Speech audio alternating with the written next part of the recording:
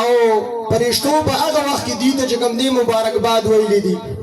محترمو دا قرآن مجلس دی، زمونږ او ستاسو دا قرآن را نازل شوی نه و، د هغې نه وړاندې خپل برکتونه ښودلي دي.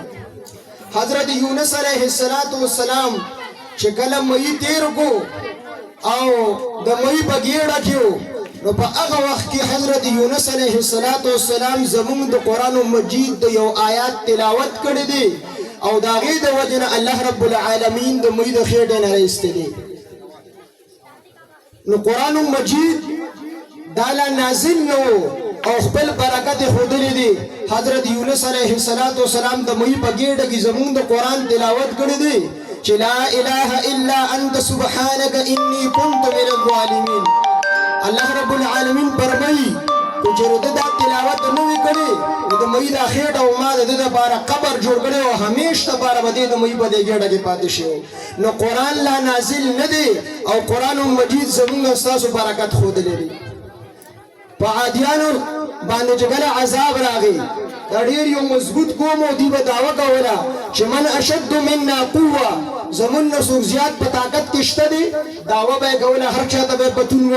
الله رب العالمین به هوا راوستله او د هغې هوا د وجې نه عادیان به یې اوچت کړل په بره باندې. دومره تیزه هوا وه چې دوی به یې اوچت کړل او د بر نه به یې الټه رالېله کړل، سر به یې ځمکې ته راغی او سټ به یو چړک ناره کړه، سټ به یې مات شو، مړه به شو. دا دومره تیزه هوا وه چې د کجورو په شانتې مضبوط وجودونو والا عادیان دی اوچت کړل او یو بل یې په هوا کې را پرېښودل. حضرت عمر رضی الله عنه فرمایي چې دا د الله رب العالمین د خزانو نه یوه خزانه کې الله رب العالمین د ستنې د سوکې برابر سورې کړو او دا دومره تیزه هوا وه چې دا د فرشتو چې کومې فرشتې په هوا کنټرول کولو باندې مقرر دي دا هغې نشوه کنټرول کولی.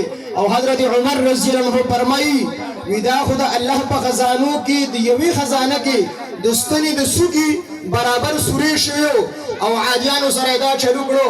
وی کو الله پاک جل شانه خپل ټولې خزانې د خواګانو راپرانیزي او زه خپل قرآن خپل سینې پورې ونیسم او زما په اوږه باندې څادر پروت وي دغه خواګانې زما څادر رپولی ونشي. او فرمایي چې حضرت ابراهیم علیه السلام هغه ته نمرودیانو 6 میاشتې خشاک را جمع کړي وو او الله رب العالمین بیا هغه اور ګلې ګلزار کو. ویکو ما ته د 7 جهنمونو اور یو ځای کي او ما خپل قرآن په خپل سینې پورې نیولی وي دغه اور ما ته نقصان نشي را رسولی.